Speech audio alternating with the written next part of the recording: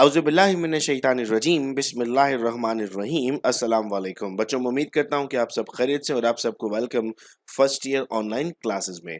Students, हम first year physics chapter number 2 पढ़ रहे थे और इससे पहले हमने डॉट प्रोडक्ट क्रॉस प्रोडक्ट पढ़ा था और आज के इस वीडियो लेक्चर में हम एक इंपॉर्टेंट क्वेश्चन पढ़ने जा रहे हैं, रेजोल्यूशन ऑफ वेक्टर, और फिर इसके न्यूमेरिकल्स की भी हम प्रैक्टिस करेंगे। क्या होता है sir resolution of vector? Definition क्या होगी इसकी? The process of splitting a vector into various parts or components is called as resolution of vector. एक वेक्टर को एक से ज्यादा हिस्सों में तोड़ देना, एक से ज्यादा टुकड़ों में तोड़ देना क्या कहलाता है सर? रेजोल्यूशन ऑफ वेक्टर कहलाता है। These parts of a vector may act in different directions and are called as component of vector. Resolution क्या था? मुख्तलिफ हिस्सों में तोड़ देना। कंपोनेंट क्या है सर? वो जो अब हिस्से बन चुके वो मुख्तलिफ डायरेक्शंस में हो गए और उन्हें हम क्या नाम देंगे? उन्हें हम कंपोनेंट का नाम देंगे। We can resolve a vector into number of components. Generally there are 3 components of a vector.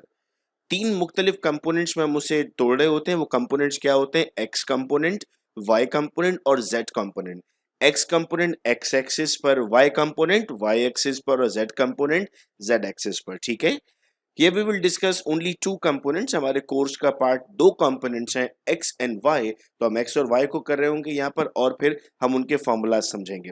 तो मैं उम्मीद करता हूँ अब मैं समझ में आ गया। रिपीट करता हूँ, मेरे साथ आपको पढ़ना है। देखो बच्चों, भले ही ऑनलाइन क्लासेस हैं, आप मुझे सुन रहे हो, मैं आपको जवाब में नहीं सुन पा रहा, लेकिन यूं समझो कि मैं आपको सुन पा रहा हूँ और आप जो बोल रहे हो मुझ तक आवाज पहुंच रही है। रेजोल्यूशन ऑफ वेक्टर क्या होता है? तो आप कहोगे सर वेक्टर को मुख्तलिफ पार्ट्स में तोड़ देना। कंपोनेंट्स क्या होते हैं? जो पार्ट्स बन गए थे वो कंपोनेंट है। कितने होते हैं सर? 3, एक्स वाई और जेड। एक्स का होता है एक्स एक्सिस पर, वाई का होता है वाई एक्सिस पर, जेड का होता है जेड एक्सिस पर। हम 2 पढ़ेंगे इसमें, ठीक है। आओ देखते हैं सर ये हम करेंगे कैसे। Consider a vector V. अपने जहन में ले आओ, एक वेक्टर है acting at a point making an angle theta with positive X axis. एक लाइन ड्रॉ कर लो अपने सामने कॉपी पर, उसको वी नाम दे दो। जीरो एंगल बन रहा है एक्स एक्सिस के साथ। Vector v is represented by line OA। उस लाइन को नाम दे दो OA। From the point A draw perpendicular AB on x axis. A पर एक स्ट्रेट लाइन बना दो, उसके कोने पे B लिख दो, ठीक है। Suppose OB and BA represent 2 vectors. अब सोचो जो नीचे लाइन बनाई थी वो भी एक वेक्टर है और ऊपर जो लाइन बनाई थी सर वो भी एक वेक्टर है। Vector OA is parallel to x axis. X axis पे ही बना हुआ है ना, उसके साथ चल रहा है समझो। और जो बी ए बनाया था वो क्या है? पैरेलल टू वाई एक्सिस है। इनका मैग्नीट्यूड क्या हो जाएगा? वी एक्स और वी वाई। जो एक्स एक्सिस वाला था उसका एक्स हो गया, जो वाई वाला था उसका वाई हो गया। अब इसको प्लस करना है किस मेथड के through? Head and tail method के थ्रू। अब हेड एंड टेल पर ऑलरेडी वीडियो लेक्चर अपलोड, अगर वो नहीं देखा तो वो आपको देखना है। हम टॉपिक वाइज पढ़ते जा रहे हैं ताकि हम अब घर बैठे फ्री में अपनी फर्स्ट ईयर की क्वालिटी प्रिपरेशन कर सकें। तो हम कहते हैं सिर्फ वी एक्स और वी वाई क्या हो गए? रेक्टेंगुलर कंपोनेंट्स हो गए। वी एक्स हॉरिजॉन्टल हो गया और वी वाई वर्टिकल हो गया। ये देखो यहाँ पर, ये मैं आपसे कह रहा था ड्रॉ करने को। ये आपने पहले एक लाइन ड्रॉ की, फिर आपने एक लाइन ड्रॉ की, ठीक है। तो 2 लाइन हो गई, ये y हो गया और ये x हो गया। इसको आपने vx कह दिया यहाँ पर, उसको आपने vy कह दिया, ठीक है। अब हम कहते हैं sir cos theta tangent theta क्या होगा? इसको भी हम एक वीडियो लेक्चर में समझ चुके हैं कि cos थीटा, टेंजेंट थीटा और साइन थीटा की वैल्यूज हम कैसे कैलकुलेट कर रहे होते हैं। हम यहाँ पर कहते हैं कि सर cos थीटा बराबर है बेस अपॉन हाइपोटेन्यूज के। अगर इस ट्राइंगल को देखते हैं बेटा और इसकी बेस देखते हैं तो बेस क्या है? OB। तो क्या लिख दिया हमने यहाँ पर? OB लिख दिया, ठीक है। हाइपोटेनियस क्या है सर? ये हाइपोटेनियस है, हमने लिख दिया OA, ठीक है।